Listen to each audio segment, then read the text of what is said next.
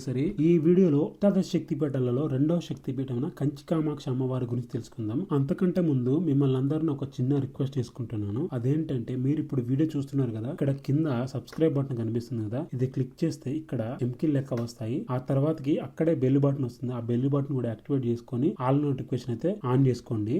కంచి కామాక్షి అమ్మవారు అష్టాదశ శక్తి పీఠాలలో రెండవ శక్తి పీఠం. ఇక్కడ అమ్మవారిని ఆవి పడిందని చెప్తారు. అంతేకాదు మహాశక్తి రూపాలుగా కొలిచే కంచి కామాక్షి, మధుర మీనాక్షి, కాశీ విశాలాక్షి ఈ మూడు ఆలయాలలో కంచి ఆలయం ఒకటి. ఈ ఆలయం తమిళనాడు స్టేట్ కాంచీపురంలో ఉంది. కాంచీపురం బస్టాండ్ నుంచి 1.5 కిలోమీటర్ ఉంటుంది. బస్టాండ్ నుంచి నడుచుకుంటూ వస్తే 20 నిమిషాలు పడుతుంది, లేదా ఆటో మాట్లాడుకునే రావచ్చు.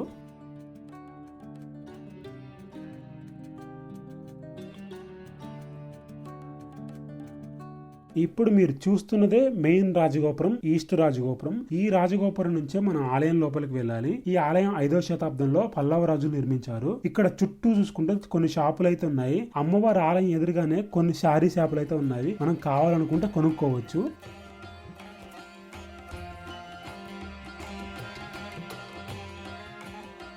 మీరు ఇక్కడ ఒక విషయాన్ని గుర్తుపెట్టుకోండి. అమ్మవారి ఆలయం ఉదయం 6 గంటల నుంచి మధ్యాహ్నం 12 గంటల వరకు ఓపెన్ ఉంటుంది. మళ్ళీ సాయంత్రం 4 గంటల నుంచి రాత్రి 2 గంటల వరకు ఓపెన్ ఉంటుంది. మధ్యాహ్నం సమయంలో ఆలయం అయితే మూసివేసి ఉంటుంది. ఇలా ఈ ఒక్క ఆలయమే కాదు, తమిళనాడు స్టేట్ లో చాలా ఆలయాలు ఏ టైమింగ్స్ ఉంటాయి. ఇప్పుడు మనం ఆలయం లోపలికి వెళ్దాం. ఆలయం లోపలికి రాగానే ఎదురుగా క్యూ లైన్ అయితే ఉంటుంది. దర్శనం ఫ్రీ.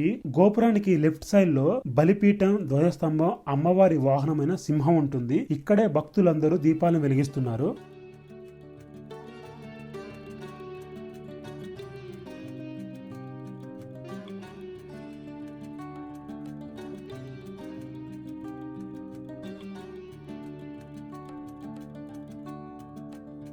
గరుడ పురాణం ప్రకారం మనకు మోక్షాన్ని కలిగించే ఆలయాలు 7. ఆ 7 కంచి కామాక్షి ఆలయం ఒకటి. మిగతా 6 అయోధ్య, మధుర, హరిద్వార్, వారణాసి, ఉజ్జయిని, ద్వారకా ఈ ఆలయాలన్నింటి దర్శించుకుంటే మనకు మోక్షం లభిస్తుంది.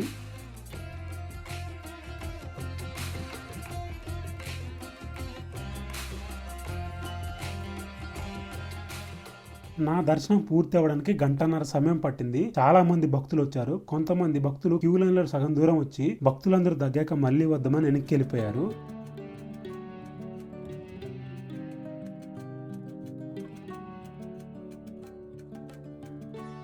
ఈ కాంచీపురంలో అమ్మవారికి ప్రత్యేకంగా ఉన్న ఆలయం ఈ ఒక ఆలయమే. ఏ శివాలయంలో గానీ అమ్మవారికి ఆలయాలు లేవు. పార్వతి అమ్మవారు కంచిలో కామాక్షి అమ్మవారిగా దర్శనమిస్తుంది. అమ్మవారు యోగముద్రలో పద్మాసనంపై ఆసీనురాలై ఉంటుంది. ఇక్కడ అమ్మవారు రాజరాజేశ్వరి ఆసనంలో ఉంటుంది కాబట్టి సృష్టిలో ఉన్న అన్ని శక్తుల మీద అమ్మవారి ప్రభావం చూపుతుందని అంటారు. అమ్మవారు ఉగ్ర రూపంలో ఉండి బలుడు తీసుకుంటుంటే ఆది శంకరాచార్యులు ఉగ్రత్వాన్ని తగ్గించడానికి శ్రీచక్రాన్ని ప్రతిష్ఠించారు. ఆ శ్రీచక్రానికి పూజలే జరుగుతున్నాయి. అమ్మవారిని ఈ ప్రాంగణం విడిచి వెళ్ళొద్దని ఆది శంకరాచార్యులు కోరడంతో ఉత్సవాలప్పుడు మాత్రం ఆది శంకరాచార్యుల అనుమతి తీసుకొని బయటకు వస్తుంది.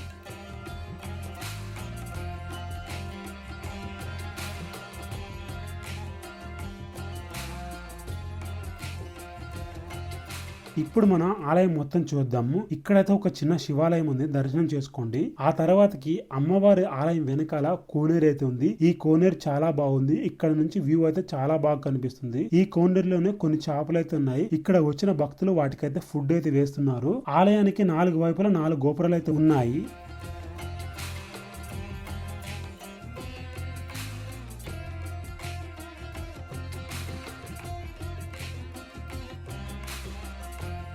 మీరిప్పుడు చూస్తుంది నార్త్ గోపురం. ఈ గోపురం దాటగానే ఇక్కడైతే ఒక మండపం కనిపిస్తుంది. అమ్మవారి ఆలయం పక్కనే ఉంటుంది ఈ మండపం. ఈ మండపానికి చాలా శిల్పాలు అయితే ఉన్నాయి. ఆ తర్వాతకి ఆ మండపం నుంచి వస్తుంటే ఇక్కడే మెయిన్ రాజగోపురం ముందు ఒక పక్కకైతే అమ్మవారి కుంకుమ పటాలు అయితే అమ్ముతున్నారు. నేనైతే కుంకుమ తీసుకున్నా. ఇక్కడతో నా దర్శనం అయితే పూర్తి అయిపోయింది. ఈ ఆలయానికి 1 కిలోమీటర్ దూరంలో ఉన్న ఏకాంబరేశ్వర ఆలయానికి అయితే వెళ్ళాను. ఏకాంబరేశ్వర ఆలయానికి ఈ కంచి కామాక్షి అమ్మవారి ఆలయానికి అయితే సంబంధం ఉంటుంది. తర్వాతకి మీకు అదే వీడియో వస్తుంది. మీరు ఆ వీడియో మిస్ అవ్వకుండా ఉండాలంటే ఇప్పుడే మన ఛానల్ సబ్స్క్రైబ్ చేసుకొని పక్కన ఉన్న బెల్ కూడా యాక్టివేట్ చేసుకోండి.